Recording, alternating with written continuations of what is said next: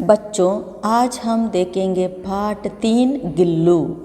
किसी पाठ या पद्य को देखने से पहले हमें पाठ या पद्य का आशय देख लेना बहुत ज़रूरी है। तो अब हम देखेंगे पाठ का आशय। इस पाठ से स्नेह भाव तथा प्राणी दया की सीख मिलती है। यहाँ गिलहरी के बच्चे से मानव सहज जीवन शैली का प्रभावशाली चित्रण किया है। उसके बाद क्या जानना है आपको? लेखिका परिचय है ना बच्चों? तो देखिए लेखिका परिचय। गिल्लू पाठ को महादेवी वर्मा जी ने लिखा है। महादेवी वर्मा जी विश्व स्तर की कवयित्री हैं। उन्हें आधुनिक मीरा भी कहा जाता है। उनका जन्म 24 मार्च 1907 को फर्रुखाबाद में हुआ। उनके पिता गोविंद प्रसाद वर्मा और माता हेमरानी थीं।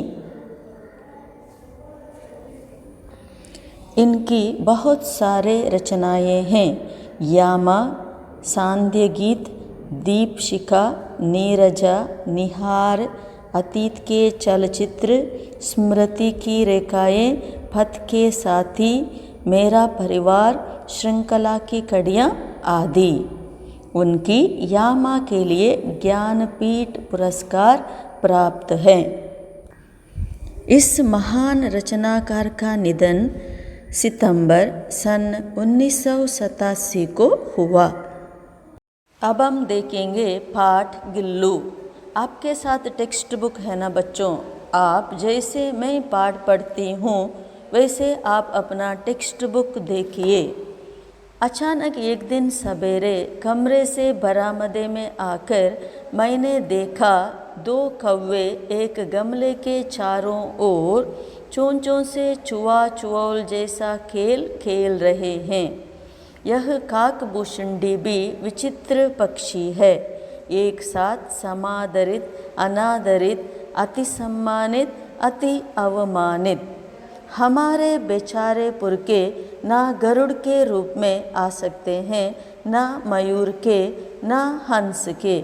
उन्हें पितृपक्ष में हमसे कुछ पाने के लिए खाक बनकर ही अवतीर्ण होना पड़ता है।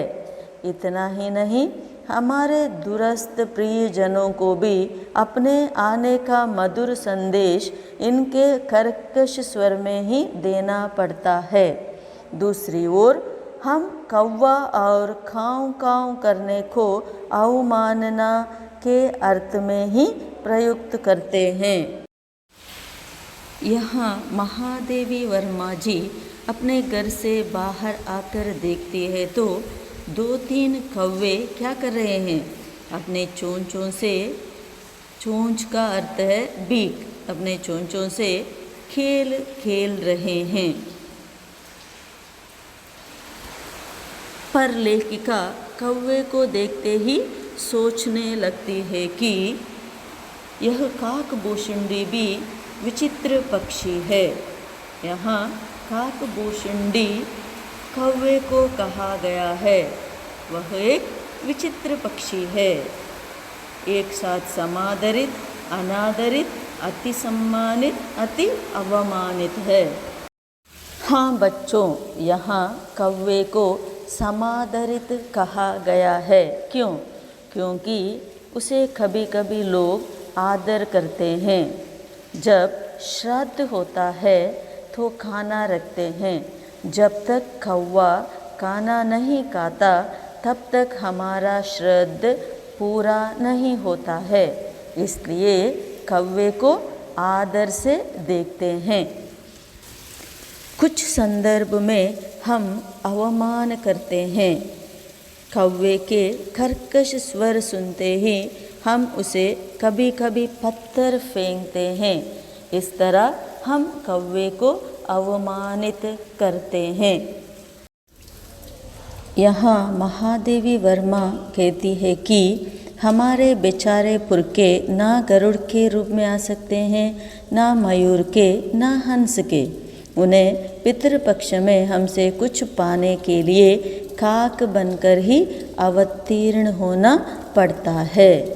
अर्थात हमारे पुरखे का अर्थ है एंसेस्टर्स, ನಮ್ಮ पूर्वजರು ना ही गरुड़ के रूप में या मयूर के रूप में, ना ही हंस के रूप में आते हैं, लेकिन उन्हें पितृपक्ष में कुछ पाने के लिए कौवा बनकर ही आना पड़ता है। आगे देखिए, मेरे काक पुराण के विवेचन में अचानक बाधा आ पड़ी, क्योंकि गमले और दीवार की संधि में छिपे एक छोटे से जीव पर मेरी दृष्टि रुक गई।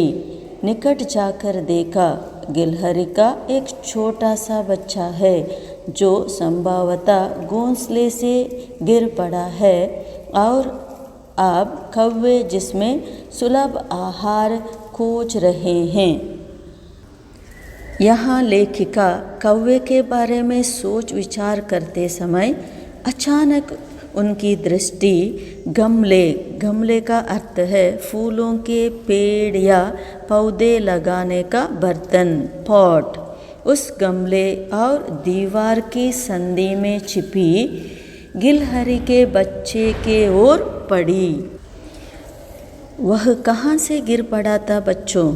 हाँ, घोंसले से गिर पड़ा था, और कौवे उसे ಸುಲಭ ಆಹಾರ बनाना चाहते थे।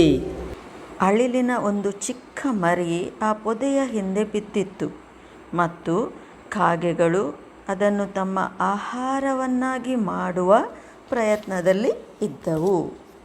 अब हम देखेंगे बच्चों, लेखिका ने गिल्लू को कैसे बचाया। इस तरह गिल्लू निश्चेष्ट सा गमले में चिपका पड़ा था।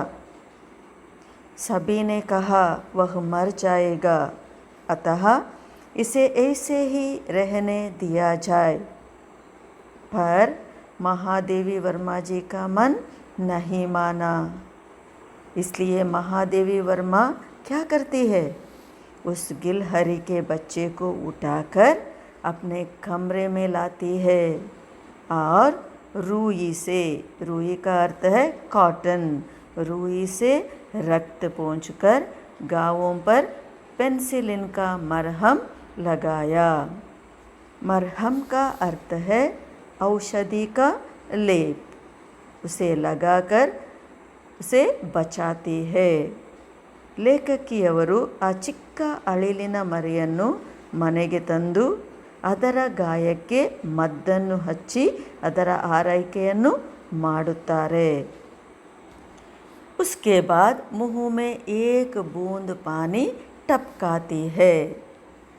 3 दिन के बाद नीले कांच के मोतियों जैसे आंखों में इधर उधर देखने लगा। इस तरह उस छोटे जीव को गिल्लू कहकर बुलाने लगी। अब हम देखेंगे गिल्लू के कार्यकलाप। जैसे जैसे गिल्लू बड़ा होता था, वैसे वैसे उसका कार्यकलाप भी बढ़ता जाता था। तो महादेवी वर्मा ने क्या किया, उसने फूल रखने की एक हल्की डलिया में रुई बिछाकर उसे तार से खिड़की पर लटका दिया। 2 वर्ष वही गिल्लू का घर रहा। ಇಲ್ಲಿ ಲೇಖಕಿಯವರು ಒಂದು ಚಿಕ್ಕದಾದ ಹೂವಿನ ಬುಟ್ಟಿಯಲ್ಲಿ ಹತ್ತಿಯನ್ನು ಹಾಕಿ ಆ ಬುಟ್ಟಿಯನ್ನು ಕಿಟಕಿಯಲ್ಲಿ ತೂಗು ಬಿಡುತ್ತಾರೆ। 2 ವರ್ಷದ ತನಕ ಅದು ಗಿಲ್ಲುವಿನ ಮನೆಯಾಗಿರುತ್ತದೆ। इस तरह गिल्लू उस घर में स्वयं हिलाकर झूलता था। इतना ही नहीं, लेखिका का ध्यान आकर्षित करने के लिए गिल्लू क्या करता था, वह लेखिका के पैर तक आकर सर से पर्दे पर चढ़ जाता और फिर उसी तेजी से उतरता था। उसका दौड़ने का क्रम तब तक चलता जब तक लेखिका उसे पकड़ने के लिए ना उड़ती। ये था आज के पाठ का सारांश। फिर मिलेंगे अगले भाग में।